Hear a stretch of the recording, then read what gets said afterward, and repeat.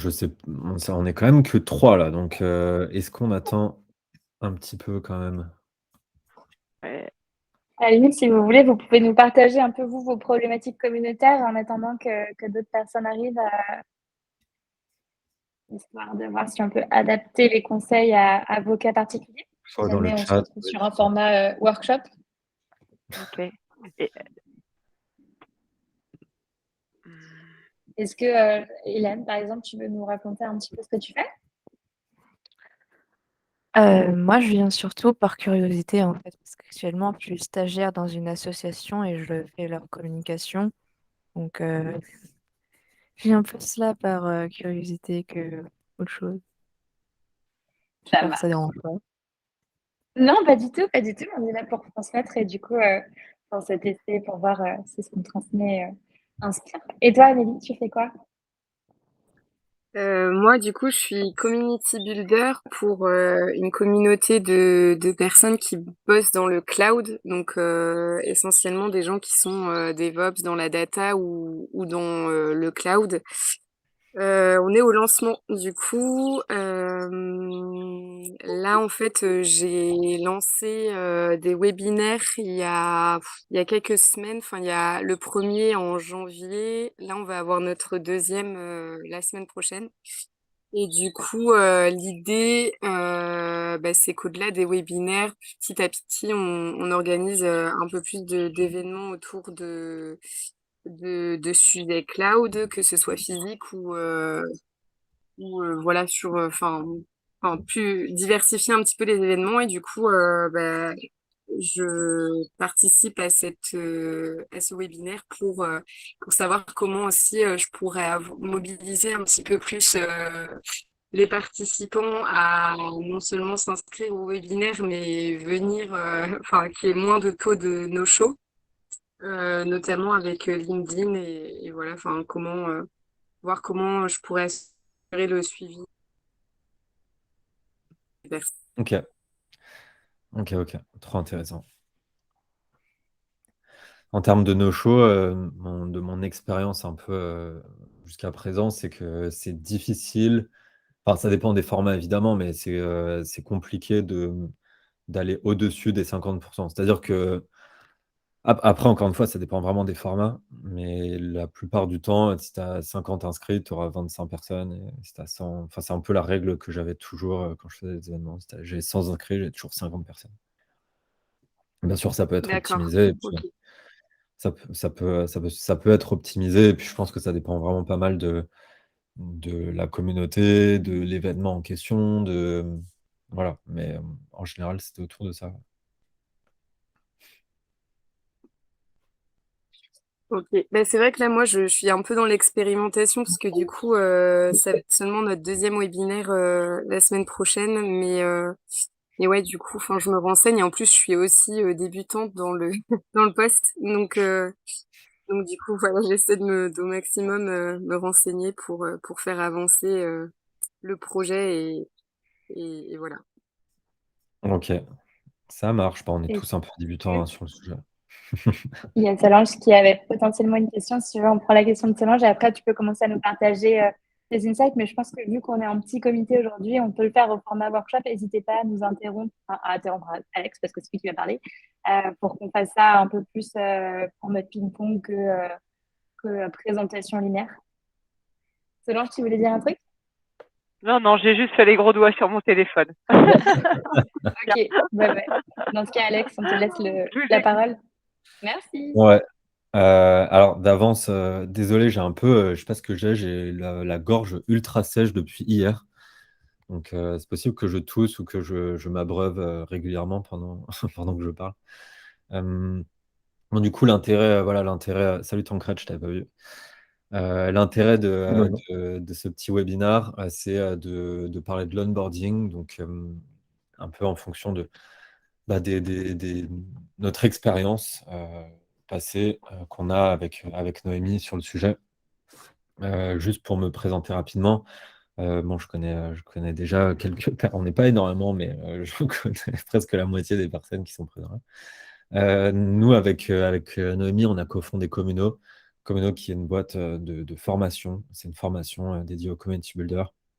Le but étant, quand on a créé ça, de un peu répondre aux besoins que j'ai eus quand j'ai commencé le métier en 2016 à l'époque. Enfin, à l'époque, c'est un grand mot, mais en tout cas, en 2016, où je m'étais un peu retrouvé solo sur le poste et j'avais pas mal galéré avant de réussir vraiment à mettre en place des méthodes et délivrer une vraie stratégie et surtout l'exécuter correctement. Donc le but, voilà, c'était de proposer une formation justement pour ces personnes-là qui sont en poste et qui souhaitent développer leur communauté. Donc à côté de ça, on a fait un podcast aussi qui s'appelle Community Centric, qui donne la parole aux community builders. Et pour parler un peu de mon expérience passée, j'ai commencé chez Crème de la Crème, une plateforme de freelance. J'ai travaillé pour une memory aussi, Xange, là en ce moment, iSociety aussi en ce moment, et Matera aussi, qui prend pas mal de temps en ce moment. Donc des communautés assez cool, diverses et variées. Donc pour attaquer le sujet de l'onboarding, d'abord une petite définition. L'onboarding, c'est d'autant plus important d'avoir cette définition que c'est un mot anglais, donc on aime bien quand même remettre les choses au clair.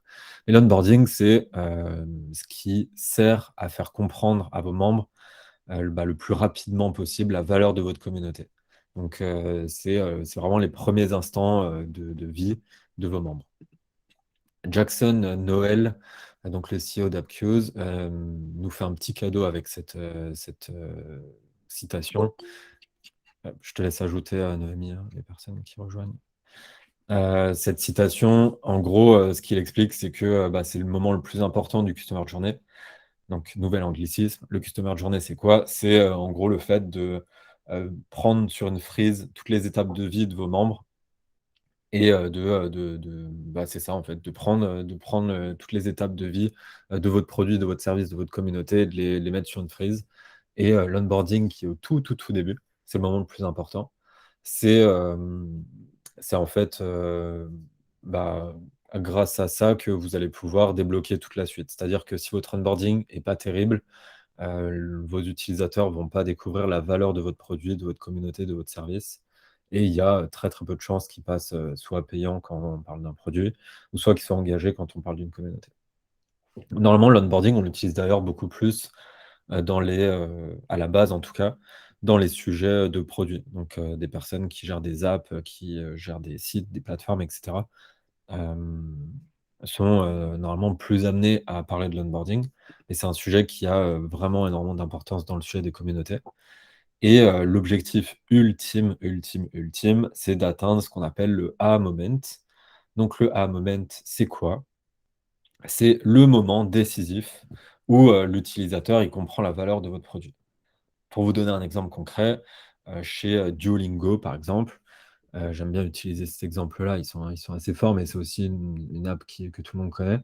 Duolingo, le moment où on a atteint le A-moment, pardon, chez Duolingo, c'est le moment où on a appris son premier mot dans une langue étrangère, tout simplement. C'est là où on se dit, OK, la bombe, en fait, je vais continuer à utiliser Duolingo. J'ai appris un mot, je peux en apprendre encore une centaine d'autres. Donc le A-moment, c'est ça. Le but donc de l'onboarding, c'est de tenir par la main ses membres et de les accompagner à ce A-moment. Donc, comment on sait du coup quel est son A-moment? Parce que pour Duolingo, c'est d'apprendre son premier mot dans une langue étrangère. Pour Facebook, par exemple, Facebook, ils ont déterminé assez tôt que le A-moment, c'était quand on avait ajouté 6 personnes, je crois, de mémoire, 6 personnes en amis. Et en fait, pour savoir exactement quel est son A-moment, il y a deux choses. D'abord, l'intuition, comme dans tout ce qu'on fait, hein, j'espère que vous faites tout ça dans vos métiers. Enfin, vous le faites de manière naturelle. L'intuition, c'est de se poser la question et de se dire, c'est quoi la première victoire, toute petite victoire, qui va être accessible sur votre produit, sur votre communauté, et celle qui va donner en fait à vos membres l'envie d'aller plus loin et de continuer à faire des efforts. Donc ça peut être, ça va vraiment, vraiment, vraiment dépendre de votre service, de votre produit. Et la deuxième chose, c'est les red flags. Les red flags, ça, on les atteint grâce à la donnée. Donc si vous traquez beaucoup de data, ça va être plus facile. Sans ça, ça va être impossible. Mais c'est les red flags, en gros, c'est analyser le comportement de tous ces utilisateurs et mettre d'un côté les utilisateurs qui continuent à utiliser votre appli, votre service, votre produit, votre communauté après, je ne sais pas, 1 mois, après 2 mois, et de l'autre côté, tous les utilisateurs qui ne l'utilisent plus après 1 ou 2 mois. Donc vous allez analyser le comportement de ceux qui utilisent encore après 1 mois et ceux qui n'utilisent plus. Et en fait, vous allez voir qu'il y aura, dans les premières semaines, là où tout le monde est là, il va y avoir des comportements qui vont être communs à tous ceux qui continuent d'utiliser votre appli, votre service, votre produit, votre communauté. Et à l'inverse, quelque chose qui est en commun, en l'occurrence qui n'est pas fait par tous les membres qui n'utilisent pas ça. Donc typiquement, pour Facebook, ça a été le fait d'ajouter 6 amis. De remarquer que toutes les personnes qui restent au bout d'un mois avaient toutes et tous ajouté 6 amis. Ceux qui ne l'avaient pas fait n'utilisaient plus et faisaient ce qu'on appelait du churn, un nouvel anglicisme, pour dire que tout simplement, elles n'utilisaient plus votre produit. Donc les red flags, c'est important, assez compliqué à mettre en place, surtout si enfin, ça dépend de la maturité de votre communauté. Néanmoins, c'est important de l'avoir en tête et de réfléchir à la mise en place de ces red flags le plus tôt possible. Sans ça, ça sera beaucoup plus compliqué pour vous d'identifier ce aha moment. Donc l'enjeu de l'onboarding, il est assez fort, assez, c'est assez puissant. Là, cette courbe-là, c'est la courbe de rétention que je m'étais amusé à calculer à l'époque, chez Crème de la Crème en 2016 et en gros, c'est donc, les W, c'est les semaines. Donc, week 0, week 1, week 2 et cetera. 100 c'est, week 0, on prend ce qu'on appelle une cohorte. Donc une cohorte, c'est, week 0, je définis que c'est, le 1er mars 2016.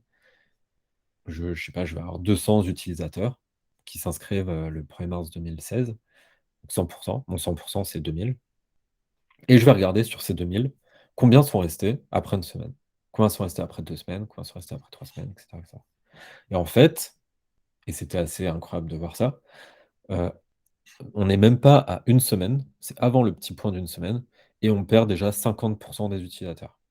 Les volumes, c'était pas 2000, mais c'était bien, 500 voire 1000 inscrits par semaine qu'on avait.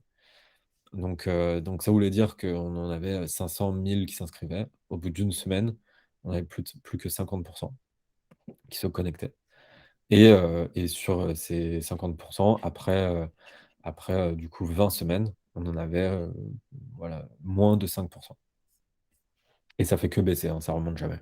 C'est une courbe qui, par définition, ne peut pas remonter, elle baisse.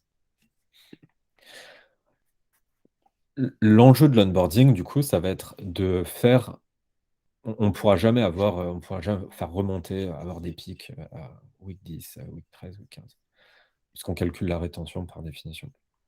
L'enjeu, ça va être de faire en sorte que la courbe, au lieu de baisser comme ça, elle baisse un peu moins vite au départ et qu'elle fasse, ne serait-ce que juste ça et qu'après, du coup, elle soit, parallèle avec la courbe, actuelle, hem, mais, un cran au-dessus et en fait, il y a ce qu'on appelle un effet cascade qui va se passer. C'est-à-dire que si, vous faites des améliorations sur la week 1, donc qui est ici, où, vous passez voilà, là on doit être à 60 on passe à 70 donc on va dire vous augmentez de 10 points votre, rétention au bout d'1 semaine. Vous allez avoir du coup seulement, sur les, mettons que c'est pas des points, mettons que c'est des personnes, ce sera plus simple. Au lieu d'avoir, au lieu d'avoir 60 personnes qui utilisent 60 membres qui restent sur votre communauté, qui utilisent votre produit, vous en avez, 70. Ça fait juste, en termes de pourcentage, je ne vais pas réussir à le faire de tête, heu, mais un petit peu plus de 10 15 si je dis pas de bêtises. Donc 15 d'augmentation en week 1. Ce qui se passe en week 10, c'est que vu que le volume total a énormément baissé, ces 10 personnes supplémentaires, c'est plus de 10 d'augmentation qu'on fait sur, l'engagement total ou sur la rétention totale ou sur, au final, le chiffre d'affaires éventuel qu'on a sur son appli, sur son produit. Hem, Mais c'est, on le voit là on le voit visuellement, c'est pas juste un petit cran au-dessus, 10, c'est plutôt presque la moitié. Visuellement, c'est plutôt 30-40 d'augmentation. Donc ça voudrait dire qu'en faisant juste 10 d'amélioration de la rétention en week 1, on a 30-40 d'amélioration de la rétention et du coup, potentiellement, du chiffre d'affaires en week 10. Et évidemment, l'effet cascade, il grandit au fil du temps, quoi. Donc vraiment, s'il y a un sujet à «tacler» entre guillemets ou en tout cas sur lequel ça vaut le coup de se poser, 1 semaine et de rien faire d'autre que, de, apprendre ce que c'est le l'onboarding et mettre en place un bel onboarding pour sa communauté, hem, ça vaut quand même le coup de le faire. Donc comme je le disais, donc l'idée, hésitez pas à me couper, hein, si vous avez des questions, des idées, des partages, des retours d'expérience, n'hésitez surtout pas. Un onboarding, concrètement, c'est quoi? Maintenant qu'on voit à peu près l'enjeu et c'est en quoi ça consiste. Concrètement, donc encore une fois, c'est très souvent lié à un produit. Donc ce qu'on va avoir en général, c'est des product tours. Donc c'est, vous savez, quand vous vous inscrivez sur un outil et on vous dit, «Clique là, pour, ajouter, j'en sais rien, ajouter une image. Clique là pour, ajouter du texte» et on peut toujours, cliquer sur «Passer» aussi. Ça, c'est des product tours. Ensuite, on a des demo sales. Demo sales, c'est il y a quelqu'un avec vous au téléphone, en visio, qui vous fait, une démonstration de l'outil, tout simplement. Ça peut être un call, ça peut être un carrousel. Souvent, on a ça dans les apps où on doit, passer des écrans. On a 3-4 écrans quand on vient de télécharger une app. Ça peut être un didacticiel, donc c'est, vraiment on t'apprend, on te tient par la main et on t'apprend toutes les fonctionnalités d'un outil, d'un jeu vidéo, par exemple. Et ça peut être aussi, et surtout dans notre cas, des emails. Pourquoi? C'est important d'en parler là, tout simplement parce que, a priori, aucun de nous, ici présents, n'est dev. Peut-être toi, Amélie, d'ailleurs, je ne sais pas. Mais sinon, ça va être quand même plus simple, pour nous de mettre en place une boucle d'email et tout aussi efficace que, de faire travailler pendant, 2 semaines des devs sur un onboarding. D'autant plus si on a une communauté, qui est un groupe Facebook ou un Slack ou un forum, ça n'a pas forcément de sens. Donc, petit exemple de ce qu'on peut mettre en place, sur, donc c'est day cette fois, sur, un calendrier de 1 mois.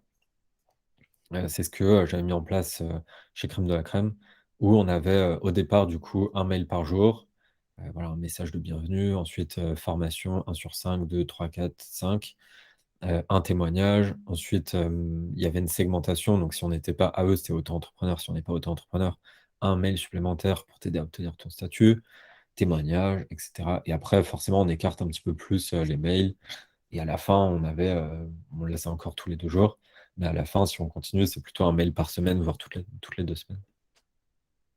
Mais, ça peut être déjà un premier travail que vous pouvez faire, de prendre juste, une feuille, un crayon et de noter, pour les 30 premiers jours de vie de vos membres, quel type de message vous souhaiteriez faire passer. Et pour ça, il y a 3 possibilités. 3 conseils en tout cas, que je recommande en général, c'est que vos mails doivent, cocher un de ces 3 objectifs. Premier objectif, c'est de faire en sorte que vos membres apprennent quelque chose de nouveau. Le deuxième, c'est de pousser à faire une action. Et le troisième, c'est d'offrir une opportunité qui soit unique. Si, vos mails et ça, c'est vraiment bien à retenir parce que ça va vous aider à structurer parce que souvent, on ne sait pas trop quel type de mail on peut envoyer dans le onboarding. En gardant en tête, ces 3 objectifs et en essayant, constamment de cocher, enfin, en tout cas, en essayant de manière consistante, de cocher, un de ces objectifs pour ces mails, ça donne une bonne ligne directrice. Bon, ça, c'est un petit exemple, d'une séquence qui peut être faite, très rapidement en 4 mails, avec un premier mail de bienvenue et une proposition de rendez-vous. Donc on, offre une opportunité unique de prendre un rendez-vous avec vous. On pousse à faire une action. Donc, c'est très, très bien, c'est classique. Les 5 meilleurs posts de la communauté. Ça, c'est cool pour 2 raisons. D'abord parce qu'on apprend quelque chose à son nouveau membre et aussi parce qu'on met en avant la communauté existante, ce qui se passe déjà sur la communauté. L'agenda des événements du mois, là, à nouveau, on pousse à faire une action, on pousse à s'inscrire aux prochains événements. Et 4e mail que je suggère et qui fonctionne en général plutôt bien si on a des avantages, c'est de partager ces avantages-là qu'on a négociés avec des partenaires.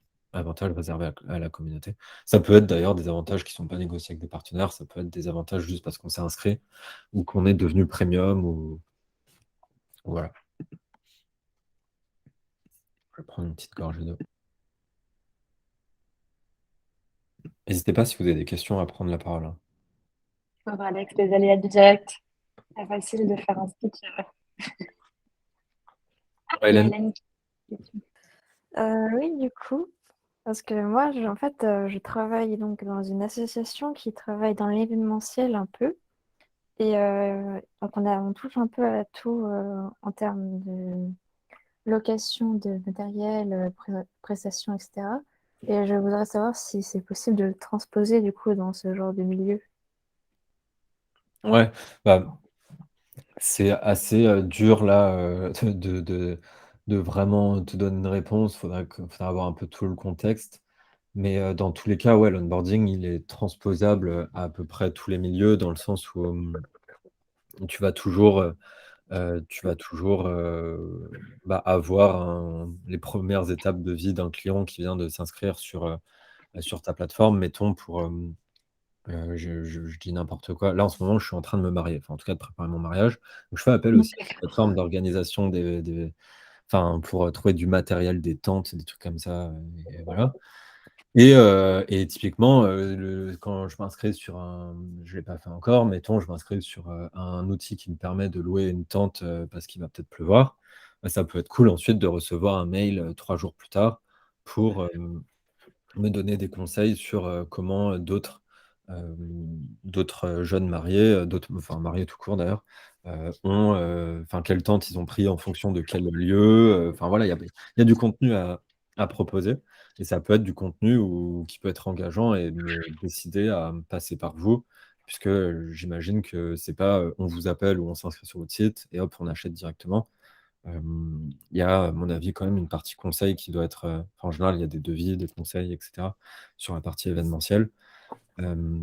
Donc pour moi, ça s'y prête bien et ça peut, derrière même mener à la création d'une communauté d'organisateurs d'événements en B2B, où, bah, tu vas avoir plein d'event managers ou plein d'organisateurs d'événements, heu, professionnels qui échangent, qui se partagent des bonnes pratiques, qui se partagent des lieux, qui se partagent Heu, des personnes aussi, qui bossent en indépendant, en freelance pour, faire de la régie ou des trucs comme ça, et j'en sais rien.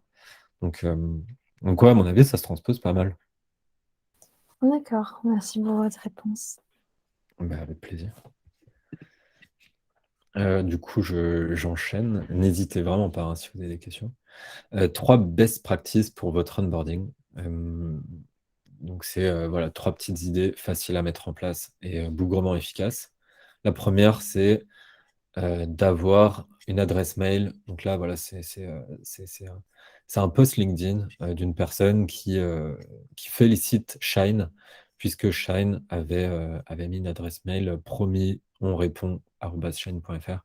Ça, au global, c'est cool que tous vos mails ne partent pas d'une adresse no reply. Ça fait pas hyper humain, ça fait pas hyper engageant et voilà. Et même contact arrobase, ou support arrobase, voilà. Essayez de mettre une adresse mail personnelle. Donc, typiquement, nous, tous les mails d'onboarding qui partent, ils sont à notre nom. Il y a même notre photo parfois. Je sais que c'est ton cas aussi, Tancred. C'est quelque chose qui est vraiment, qui fait vraiment la différence, voilà, quand on accueille de nouveaux membres dans sa communauté ou on a de nouvelles personnes qui s'inscrivent. Ou alors on peut mettre aussi une adresse mail générique originale. C'est le cas du coup de Shine qui a mis promis on répond @shine.fr. Deuxième petit conseil, best practice, c'est de mapper son customer journey. Ça fait encore une fois beaucoup d'anglicisme, vous allez me dire dans une petite phrase, mais tout ça pour dire que à nouveau, vous prenez une feuille, vous prenez un crayon. Moi personnellement, je le fais sur Figma, qui est un outil de design à la base, mais ça peut aussi marcher sur Miro, qui est un outil de, pour mettre des post-it, je ne sais pas comment appeler cet outil-là, mais un outil pour mettre des post-it, un peu de whiteboard, enfin de tableau blanc, pour organiser ses idées, et cetera. Et Miro ou Figma, ça fonctionne bien. Sinon, une feuille aussi, ça fonctionne vraiment très bien. Mais l'idée, c'est de voilà, partir de son formulaire de contact. Voilà, toute première étape où on rentre en contact avec son futur membre et imaginer toutes les étapes d'après. Donc ça, OK, j'ai rentré mon mail sur le formulaire de contact. Qu'est-ce qui se passe ensuite? Quel écran je vois? Est-ce que je reçois un mail? Quel est ce mail? Qu'est-ce qu'on me demande de faire après ce mail? Si j'ai pas répondu, bah, qu'est-ce qui se passe? Est-ce que je reçois un deuxième mail? Est-ce que je suis contacté sur LinkedIn? Enfin, via un autre canal de manière générale, ça peut être LinkedIn, Twitter, Facebook, j'en sais rien. Enfin, essayer de mapper vraiment bah,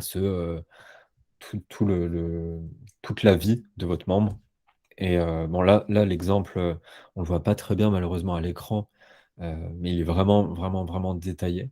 C'est pas forcément nécessaire de faire quelque chose d'autant détaillé.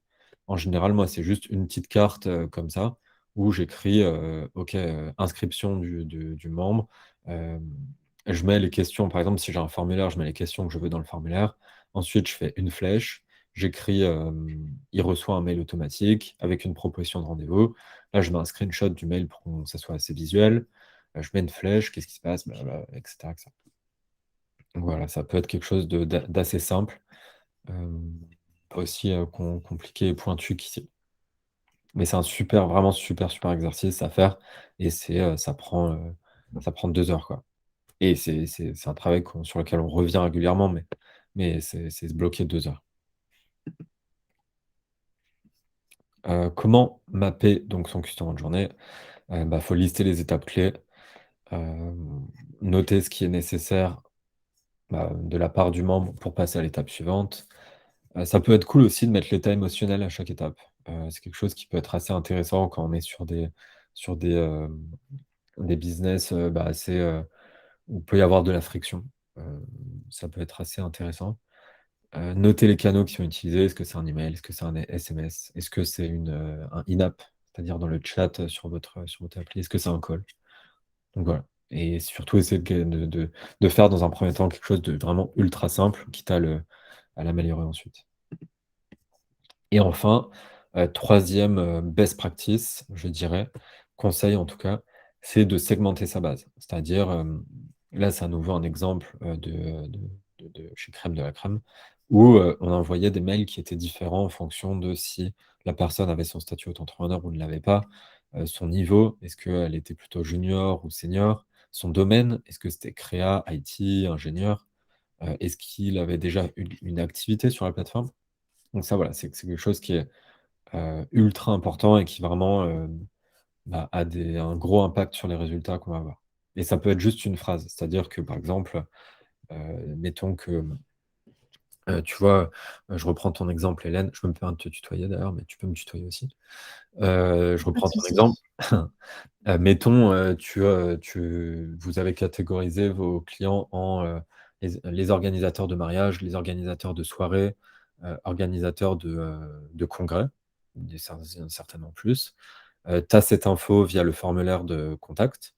Bah, ensuite, tu peux, dans ton onboarding, faire un mail qui commence par, «Bonjour, vous êtes au bon endroit pour organiser votre mariage. Bonjour, vous êtes au bon endroit pour organiser votre congrès. Bonjour, vous êtes au bon endroit pour organiser votre soirée». Et ça va souvent être juste une petite phrase en accroche, pas plus que ça, mais qui va faire que, bah, on se sent beaucoup plus, on sent qu'on est bien mieux adressé, que si, on a un mail générique. Voilà, voilà. Et bah, c'est tout déjà. Est-ce que vous avez des questions? Est-ce que vous avez des questions? Est-ce que vous avez des remarques? Si oui, ben, je peux être très preneur.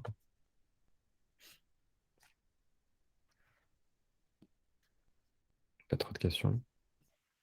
Est-ce que vous voulez peut-être qu'Alex fasse des recos par rapport à vous, votre cas particulier, et juste qu'on se fasse un petit brainstorm sur vos problématiques actuelles, vu qu'on n'est pas beaucoup encore profité.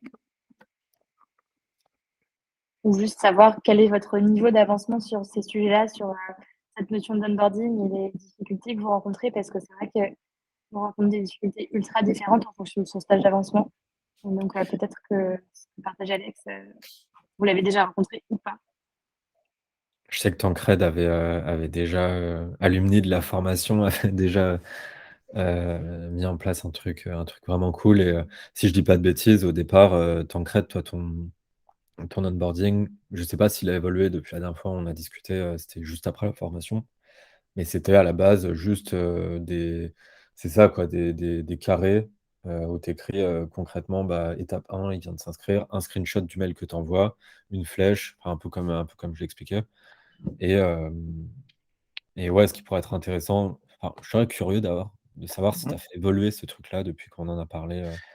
Ouais, effectivement, moi, j'ai le customer journey, je l'ai mappé sur Figma. Donc comme tu dis, j'ai, Ouais, plusieurs carrés et puis chaque fois avec des screenshots de chaque étape, donc le type de mail que j'envoie, hem, les étapes vraiment concrètes par lesquelles les nouveaux membres passent, donc réserver un créneau dans mon calendrier pour pouvoir me rencontrer et cetera.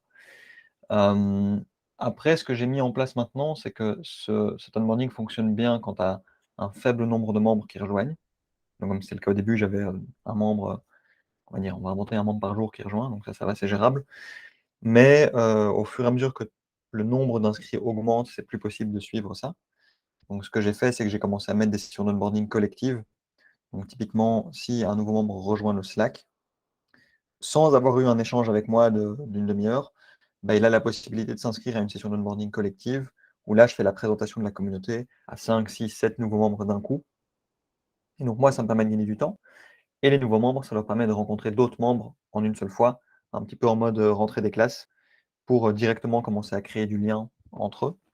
Donc ça, c'est un peu la nouveauté, qu'il y a eu c'est trop bien ça. récemment. Ouais, c'est trop bien.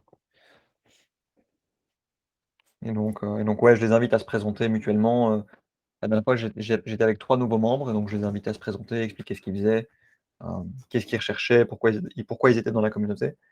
Donc ça permet déjà d'essayer de créer du lien entre eux, alors qu'ils Mmh. viennent tout juste de rejoindre. Ouais, c'est génial et tu sais si ensuite ils continuent à échanger entre eux, après cette Ouais. petite session? Ouais. Ouais, ouais, ça m'est déjà arrivé d'avoir un call avec un membre et puis il me dit: «Ah oui, mais j'ai eu un call avec telle personne, on commence à bosser ensemble, on commence à collaborer et tout». Et moi, je suis pas au courant parce que forcément ça se passe en message privé sur Slack. Mais donc je Ouais, sais qu'il y a des collaborations qui se créent sans que je sois au courant, ouais. Donc c'est cool. Ça veut dire que ça marche. exactement. Mmh. Exactement, exactement. Bah, ouais, très cool et bravo pour ça. Merci. Hem, est-ce qu'il y a d'autres, des remarques, des questions? N'hésitez pas, soyez pas timide. Sinon, Tu as mentionné Figma et Miro pour mapper ton customer journey. Pour tout ce qui est séquence d'emailing, tu as un outil préféré, que tu utilises? c'est une bonne question. C'est un bon point. À nouveau, ça va pas mal dépendre du volume, je pense, d'abord et ouais, du volume, je dirais. S'il y a beaucoup d'utilisateurs qui rejoignent par jour, c'est cool d'avoir un CRM, en fait, très souvent, au global, c'est un outil de CRM qui va faire cet envoi d'emailing. S'il y a beaucoup de volume, c'est cool d'avoir un outil type Intercom, type, Crisp, qui est, le concurrent français d'Intercom. Qu'est-ce qu'on a d'autre? Il y a Drift aussi qui fait ça. Heu,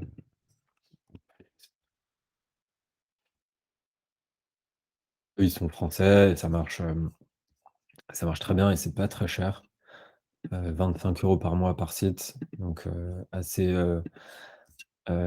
bon marché et ça gère, le chat qui est ici, qui peut être utilisé d'ailleurs pour faire l'onboarding et ça gère également tout l'envoi de toutes les campagnes de mails automatisées.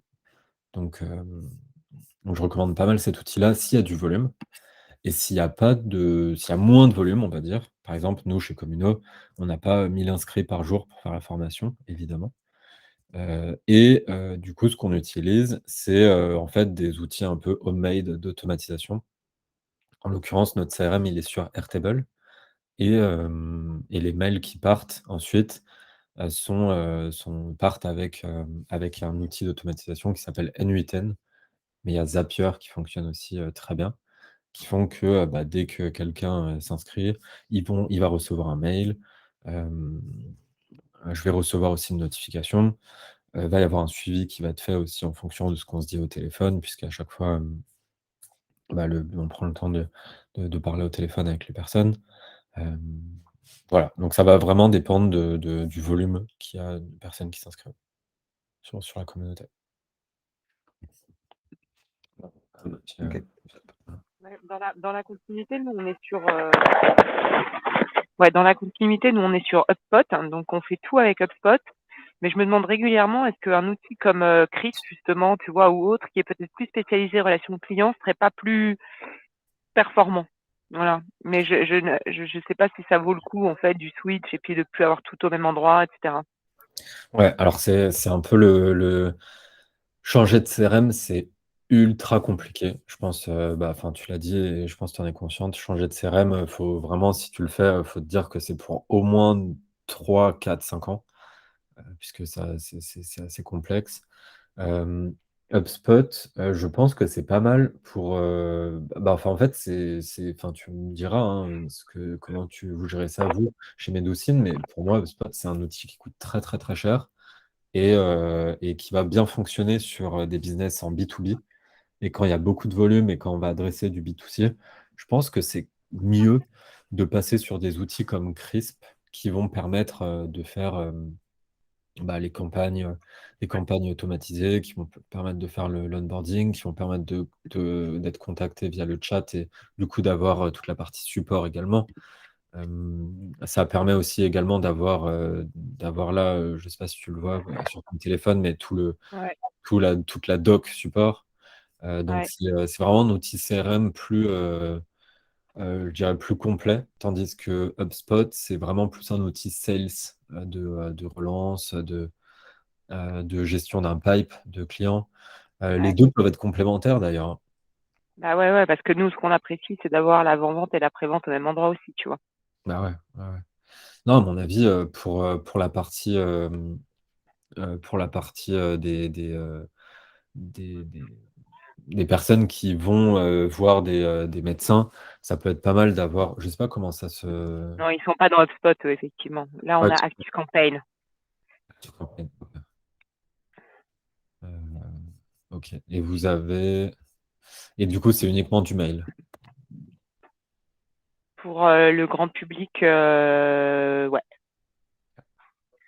Et un peu de téléphone, parce que tu as un numéro de téléphone où les gens peuvent appeler, mais c'est surtout du mail. OK. Ouais, à mon avis, c'est pas déconnant de garder HubSpot pour la partie B2B. Hem, pour donner le contexte aux autres, donc Solange, est la fondatrice de Medocine, qui est une plateforme de mise en relation entre des thérapeutes, médecine douce et des personnes qui veulent, suivre, enfin qui veulent en tout cas avoir des rendez-vous avec ces praticiens, pardon.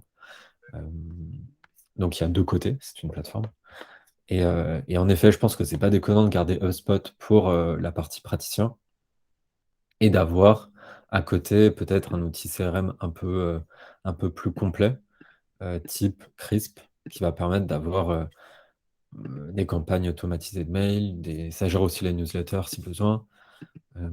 Ça gère la partie CRM et ce de manière assez pointue. OK. Donc non, c'est pas mal. Je regarderai, ouais. Nous, on était sur Intercom avec Crème de la Crème. Je crois qu'ils ont changé maintenant.